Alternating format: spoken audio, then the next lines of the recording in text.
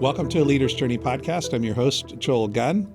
Tenice is back with me. Welcome back, Tenice. Thank you. Glad to be back again, Joel. I enjoyed our last episode a lot, and I've been looking forward to getting on your calendar and my calendar to sync. So absolutely, it's fun. But just before the show, you shared a shocking statistic with me: $8.9 trillion of global GDP lost due to low employee engagement. Yeah, absolutely.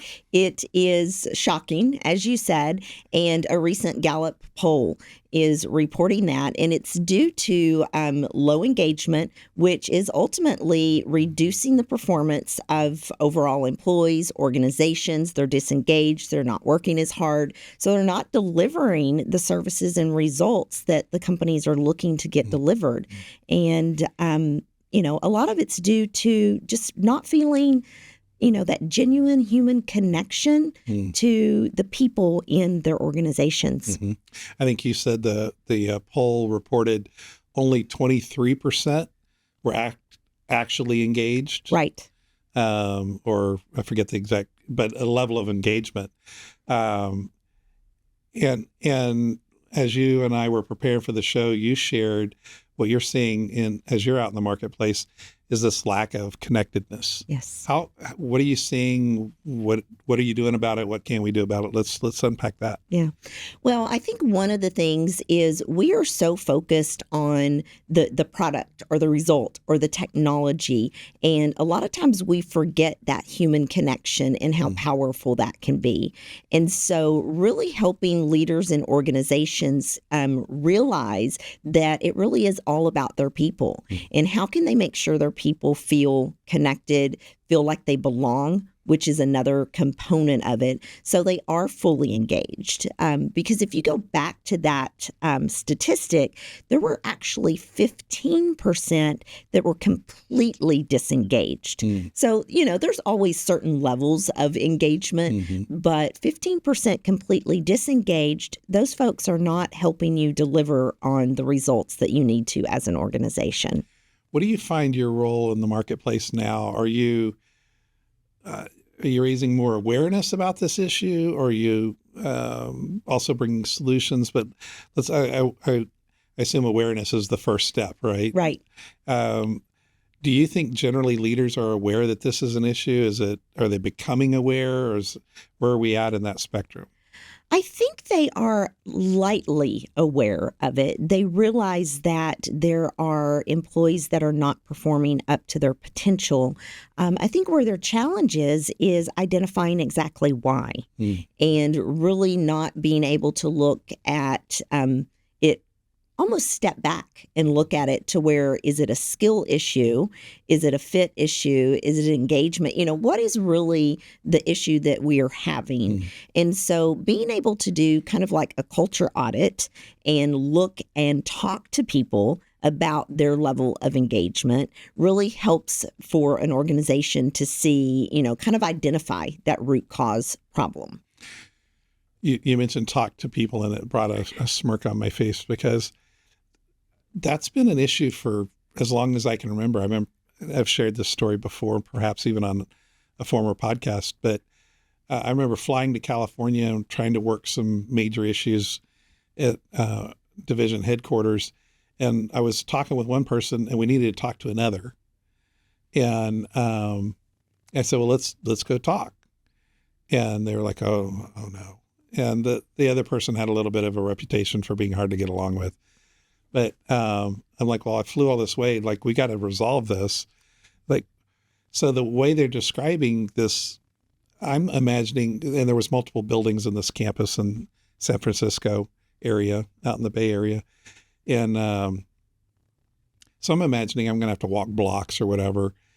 And finally, I'm like, well, just point me in the right direction. I'll go have a conversation, and I'll let you know how it goes. I'll report back. Oh, it's through those doors. And I'm like, well, then what? No, that's it. Right there. Literally, from this person's desk to that person's desk was less than 30 feet. Yeah. But we couldn't have the conversation in person. Emails are fine. Yeah. Maybe pick up the phone. Picking up the phone for a person that's literally on the other side of that door. Right. Technology is so helpful in so many ways. But you think about not only the technology that we use in our day-to-day corporate roles, but even, our social media where you're connected all the time. You're connected 100% of the time. It's just not that personal human connection. And I think that's where a lot of the real difference is sitting down, having that conversation. And, some of that conversation starting out with, how's it going? What's going on with you? How's your family? Really making that connection where it's not just business even. It's that human personal connection and creating that, relationship that you're building with others. I may have been an unusual case in an unusual setting, but coming out of college, I went to work for a Fortune 500 highly technical company. We had a lot of engineers and geeks working for us. It was an unwritten rule that you check your personal stuff at the door and get to work. Yeah. That was late 80s, early 90s. Was I in an isolated situation? Or? No, I don't think you were in an isolated situation. I remember that many, many times. And what's interesting is I built my practice. One of the things that I talk about is I coach the whole person. Because as much as people would like to check their personal life when they walk in the door, it's not possible. You are one whole person. And unfortunately or fortunately, the same thing. When we get in our car and we drive home and we walk into our friends and family, whoever we're meeting and connecting with, we bring that baggage, unfortunately, with us as well. And so I do think organizations and leaders are more open-minded that we are kind of one whole person. But there's still kind of some boundaries and guidelines around, the drama. You don't want the drama either way going back and forth between your engagement.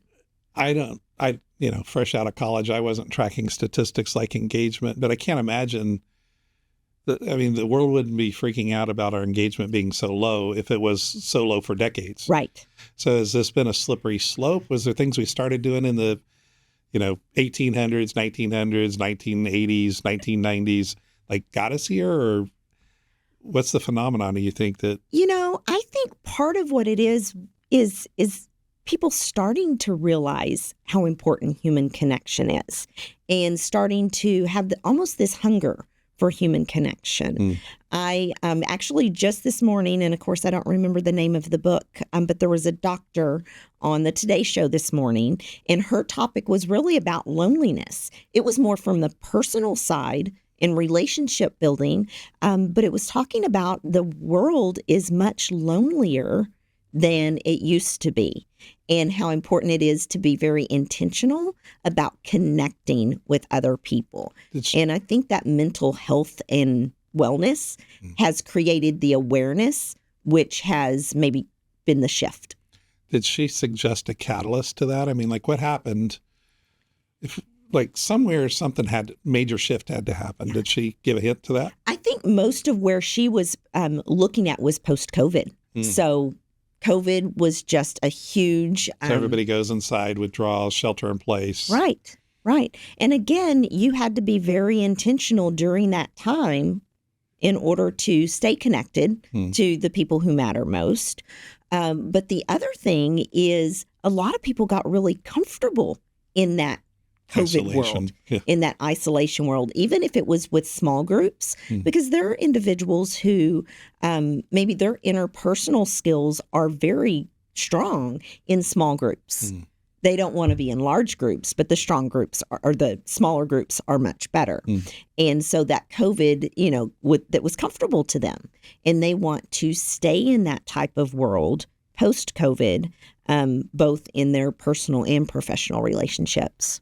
So if we were talking about personality types, there's a stereotypical introvert, which we assume is somebody that doesn't want to be around people, right? In that context.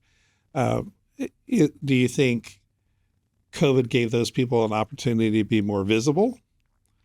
Or do you think Or do you think the people that were more extroverted found there's some sanity in doing less stuff? Probably those that I have interacted with. I think the extroverts, including myself, appreciated the chance to slow down a little bit.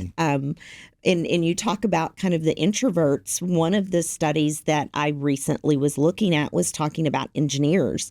And engineers, they are very technical, uber smart, and typically, are comfortable being a little more isolated. So we have to be really careful when we're looking at our people managers who are engineers, where do we need them to perform? And how do we make sure that when being a people manager may not be what they're most interested in, we need their expertise. How do we make sure they're comfortable in that space? What are you finding leaders wrestle with most with this soft skill? We'll call connectedness a soft skill. What are the leaders wrestling with? Like, you go in and you're saying you raise this awareness. How do they justify the expense of being connected? Or what are they wrestling with? Yeah. The main thing they're really wrestling with is time. Time is what is competing with almost everything.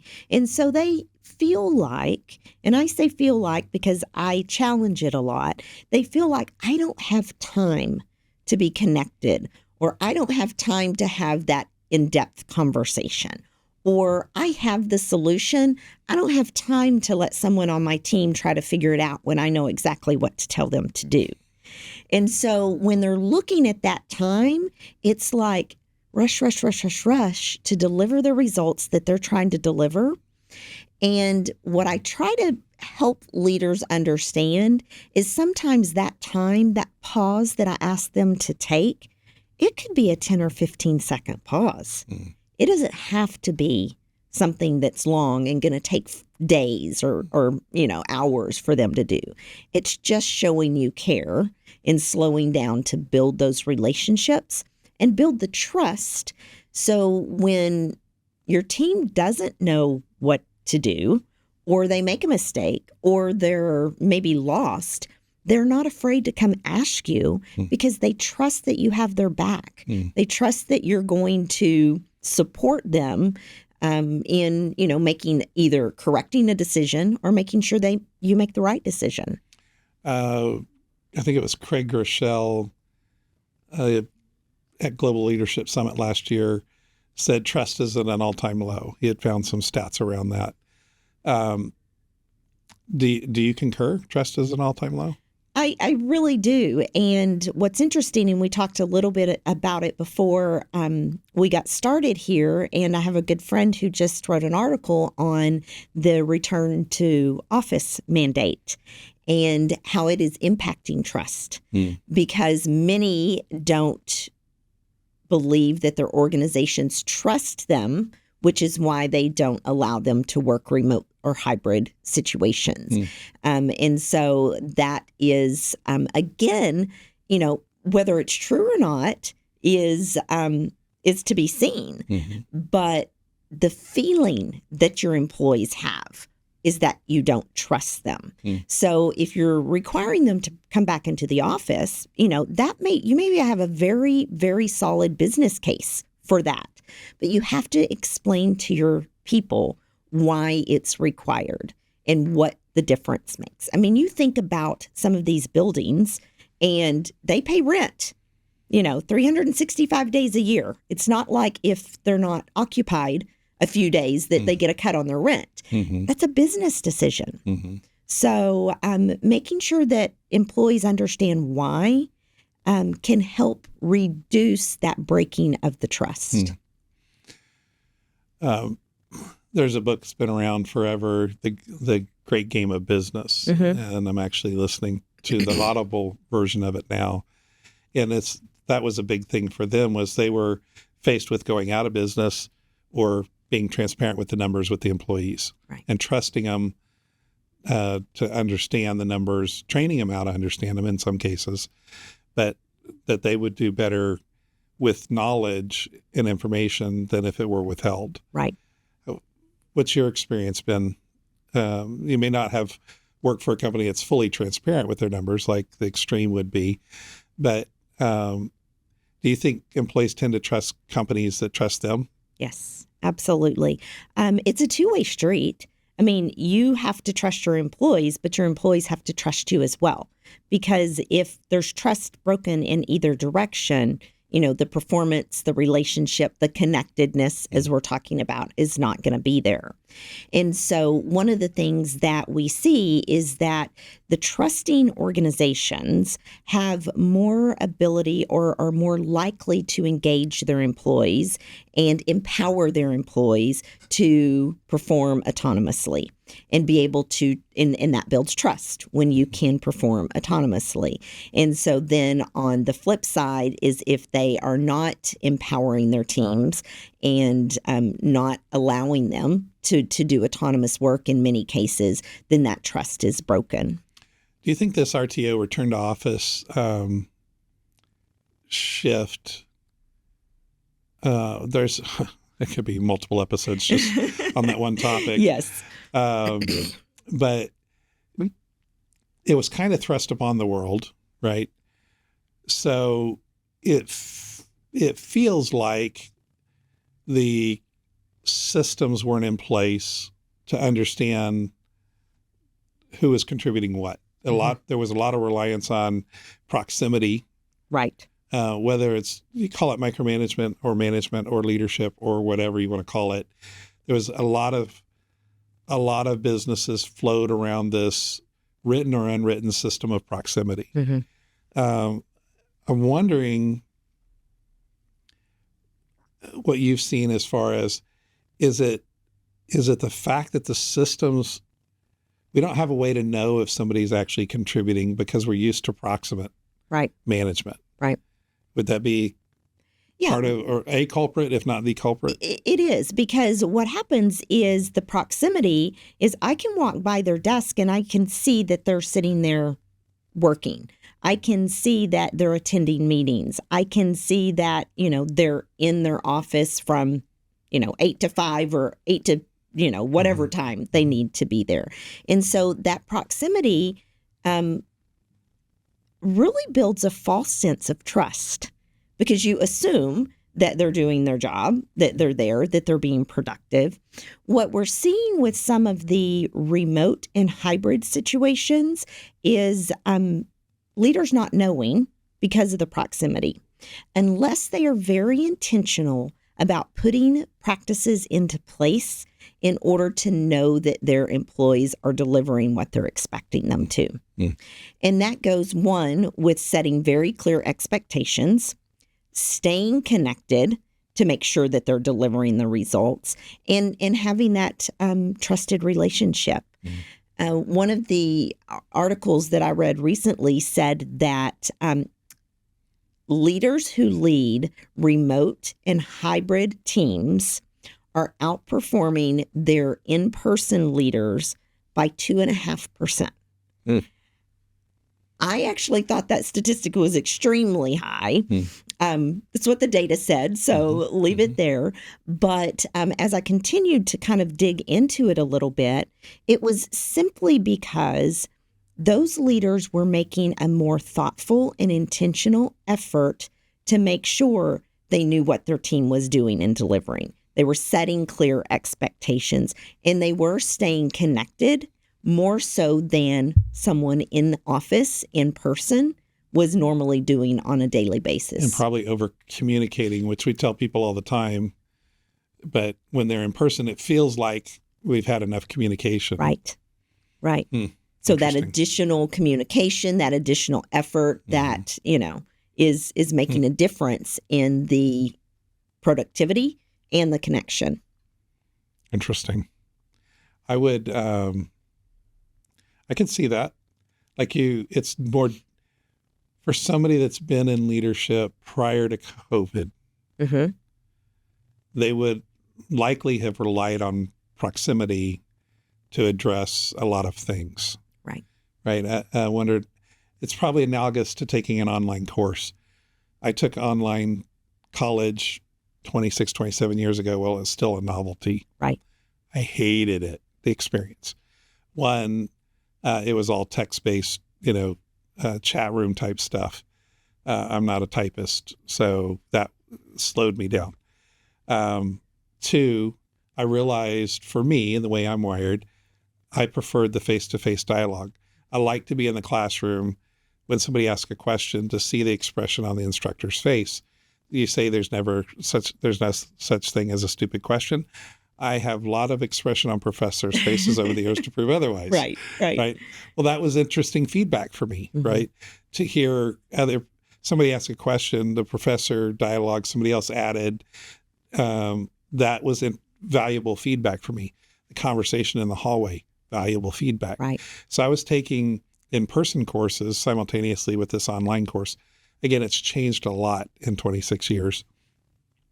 I recently took an online course, and it was a much better experience because there was, weekly gatherings of live just interaction. Right. There was videos. So it was a much better experience. But still, like the way I'm wired, I needed proximity for the way I learned best. I suspect there was a lot of managers and leaders that learned to manage and lead by being proximate. And so being thrust into this remote was a new world for them, right? And we didn't have a toolbox or degree plans or certifications to say, hey, here's how to lead a remote group of people. Here's the skill sets you need. Here's the frequency of check-in based on statistics.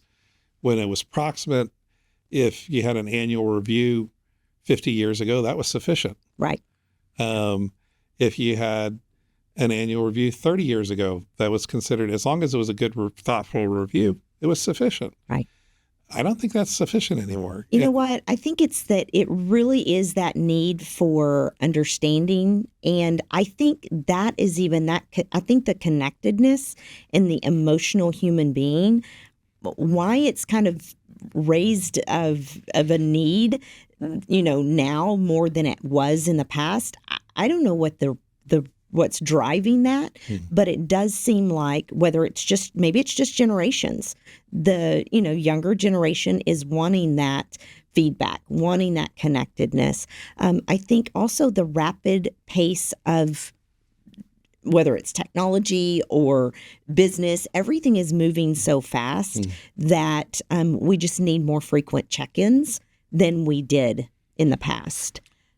I wonder if, and I've not thought this thought before, so I'm not sure I agree with it, but I wonder if humans have kind of reached our ability to multitask. Like, is society and technology sped up past our ability?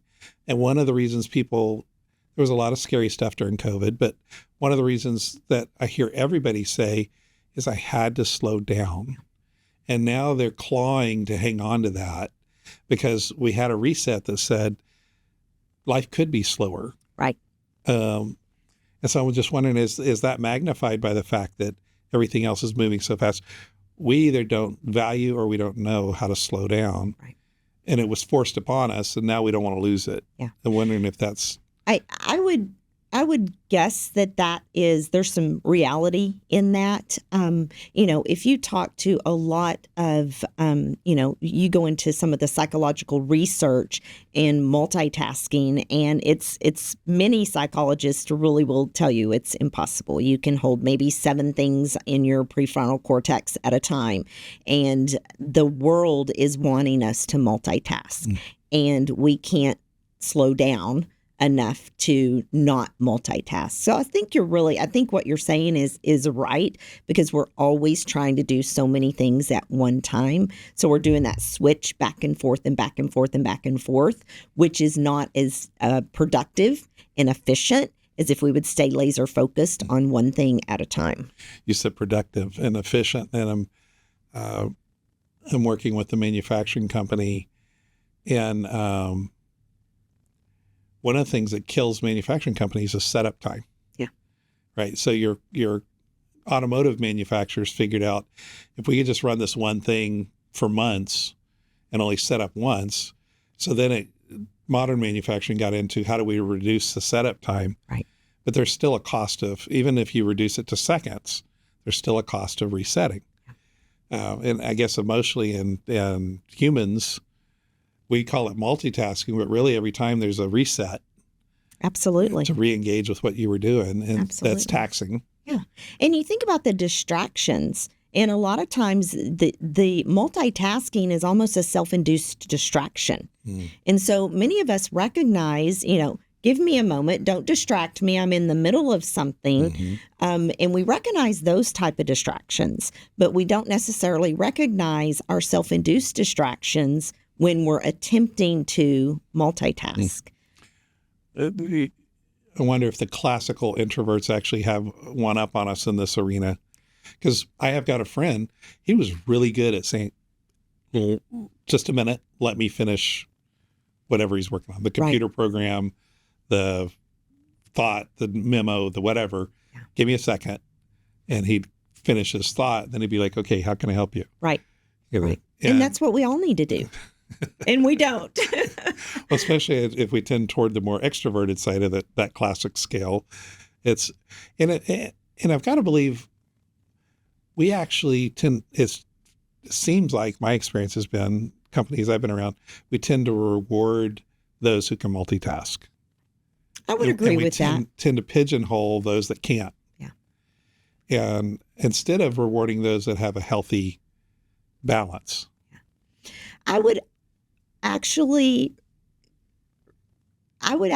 say that that's almost even a perception, not your perception, the person who's rewarding them's perception. Because what they're seeing is this person over here is doing a lot of different things while this person's only doing maybe one or two things at a time.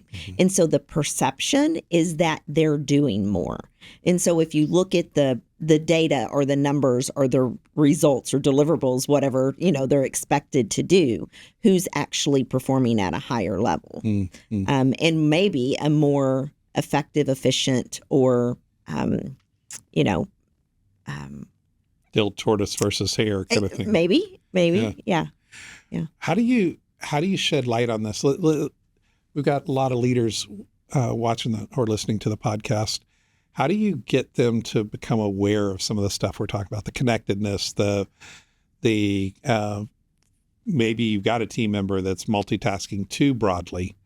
How do you start to bring that to where a leader really grabs hold of it? Yeah.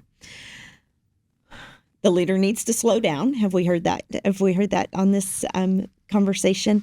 It really is slowing down and having a conversation with each one of the team members on your team, because every one of them is going to be different. And that's where a lot of the leadership challenges come in, is because many times organizations are putting leaders in roles and they're still expected to perform whatever the task is of that duty. And so they're sometimes a leader and sometimes delivering, a product or service, whatever that result is, which doesn't leave them enough time to really get to know each one of their team members. And so you look at a leader having 10 different people.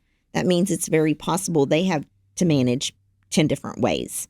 And so understanding, what does it take to connect with this person? What does it take to make sure that they can be efficient and high performing?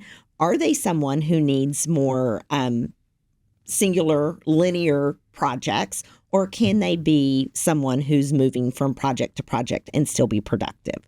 And so that's really where the challenge comes in, is giving our leaders the space and time to understand each and every one of their team members, so you can get them all kind of rowing in the same direction in order to be in sync and delivering the results that they need to deliver. Thinking about the leaders that you've coached and interacted with, even back in corporate life, because you grew up in corporate ranks too.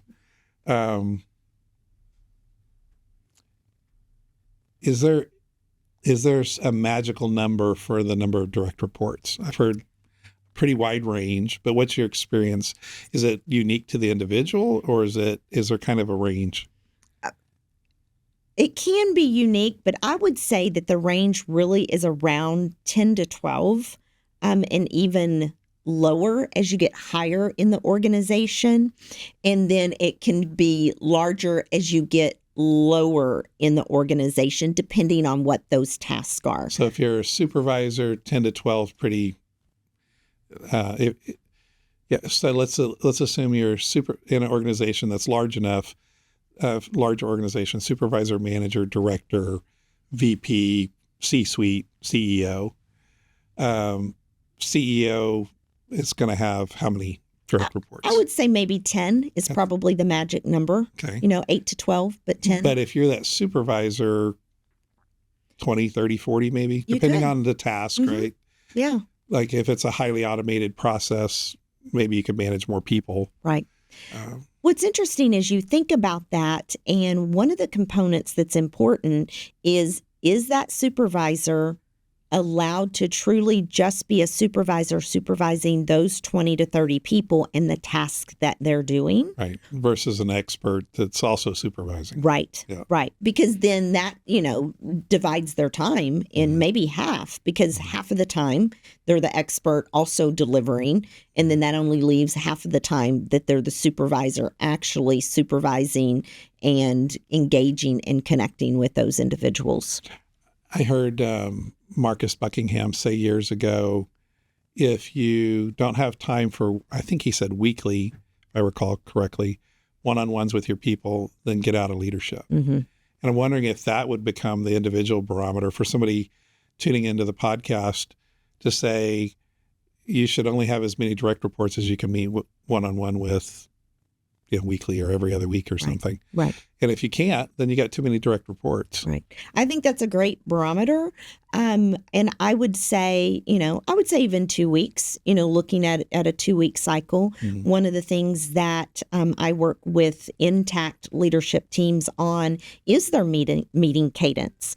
And what can we do to have, maybe even a daily check-in, just a 10-minute check-in on what's everybody doing for the day, what are the priorities, looking at a weekly staff meeting that is agendaless, and that's a whole nother topic, but and then having your one-on-ones with your staff maybe every other week, and you can divide those into those 2 weeks. Because one of the last things you want to do as a leader is sit in a staff meeting and have 8 individual one-on-ones. Mm-hmm. Because a lot of times that's what ends up happening is you're going around the table having your one-on-ones, and the people who aren't, on the hot seat at that particular moment are going, what am I doing here? I could be doing something else more productive. So really structuring those meetings and those one-on-ones where they can be productive and not a distraction to, maybe others that if they feel like it's a waste of time. That's good. Very practical advice right there. Mid-'80s, early 90s, rivers and rope course, trust falls, all this kind of went away, right? Mm-hmm. As the economy gets tight, those kinds of things drop off. Do you see that kind of thing coming back? Is that needed? Or when we say connectedness, what are we talking about? I don't see a lot of that, and I don't know that it's coming back, but I do think still some type of social activity is needed, even if it's just a dinner, ever so often for your staff and your team, or you go out, maybe it's a little golfing event, or, now they have, maybe the axe throwing or something like that. And I see a lot of the corporate retreats that we do will have a small activity, very small activity, but the activities or the retreats themselves really are about building those relationships and how can we truly get to know one another at a deeper level to make sure that we can be connected, be aligned, and make sure that we can go back to our offices and pass that throughout the organization, that alignment and that clarity. Because if they see it at the top, each leader at each of those levels, as you mentioned earlier, are going to, it's role modeled. And that leading by example can be huge. So good advice for a medium-sized company, these leader retreats. What about the small mom and pop shops or the nonprofits that don't have big budgets and, or maybe they're even a medium-sized company and they got single-digit margins for the last couple of years and they're trying to figure out how to turn things around. What are some practical things in your experience that they could do? Like somebody's listening and go, I got to start this next week. What's a couple of things they could do? You know what's really simple is have something in your office. Have a potluck and bring everybody together. And it's maybe a couple of hours of let's just get to know each other. And can be some just conversations, can be a little structured. You can have, one of the events I was at not long ago had these, it was almost like Jeopardy, but it was at small tables. And they just had cards. And it's like, just read the card and let's, have a conversation about the topic. And it was relaxing. It was fun. And people just got to know each other. And so it doesn't have to be expensive. Folks can bring in your dish. Many people like to cook or enjoy it. Look at doing a trade out with, a Chick-fil-A or somebody like that. We can trade out some business or whatever it is, depending on what the line of business is. People can do it at a lower cost, especially those that are in a small office together. They can figure out ways. Do you think it's best to try to do something company-wide or to do it like by team? Like if they've not done this kind of stuff before, what level would you suggest? A small company, I would probably start company-wide and, try to do something, maybe even, you could do it once a year depending on the size of the company. Maybe you do it once a year for the company and then you encourage the departments to do it another time a year or something like that. But it's really looking at how you can almost take a little bit of a break and slow down and get to know each other a little bit better. Great. Well, Tenice, as we wrap up the episode, any final thoughts?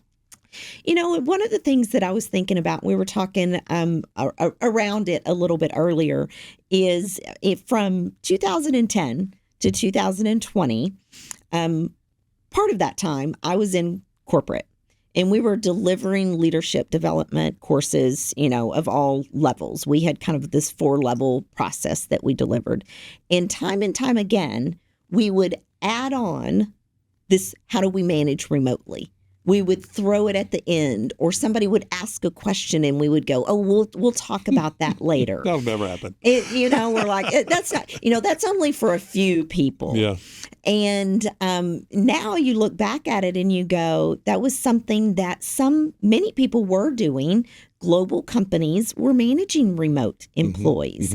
And I think those are the ones that are probably a little more successful now at managing hybrid and remote employees because they've been doing it longer. And it feels like it was mostly technical companies. Yes. Yeah. Yes. And so I think just embracing the environment that you have and knowing that what works best for you. All companies are different. And that's where I personally struggle a little bit with this. Do they return to office or not? Maybe not. I mean, there's so many different reasons why. It's great collaboration. It's great water cooler talk, if anybody refers to water cooler talk anymore. And being able to be innovative and adaptable, those things can happen in remote and hybrid worlds as well. We just have to embrace what works for the industry, the organization, and the cultures that we're in. Yeah, and I think the industry matters a lot, right? Because if you're in the fast food business, I mean, yes, there's a McDonald's that's all robots in Colorado. But right. We're not there yet nationwide. Yes. So, and it's certainly a fad in Asia with fully automated restaurants. We're not there in America. Right. I probably would go for the novelty, but I don't go to a restaurant for a robot to serve me. Right. Right. The old TV show, Cheers, where everybody knows your name, was the tagline. Absolutely. Right? Yeah. And so I think we as humans are built to be connected. And so seems like the onus is on the leaders to figure out how to make that happen, because society's not providing it anymore. Right. And it's just so subjective to the environment, the industry that we're in. But figuring out exactly what works for your industry and your organization and your people. And unfortunately, I don't think there's a one way or a one size fits all.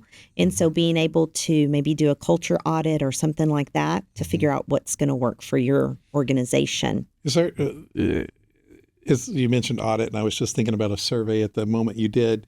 Is there one or two questions leaders could ask of their people to get a hint as where they're at? I think the first question is, how engaged do you feel? Just asking that question, how engaged? And then what helps you be connected to your work, and what is your purpose? Because I think there's this one program that I do that we really start out with helping the leaders in the room identify their purpose for why they do what they do. And if they can figure out that purpose and share that with their leaders, they can help them get into the right role in the organization. And that purpose is going to connect you not just to the people, but to the work that you're doing, which is going to raise engagement. That's good. Well, Tenice, thanks again for being here today. It's always a pleasure. I enjoy the conversation. Absolutely. Thanks, Joel. Thanks for joining us for this episode of A Leader's Journey podcast. If you enjoyed it, give us a thumbs up and remember to subscribe to our channel.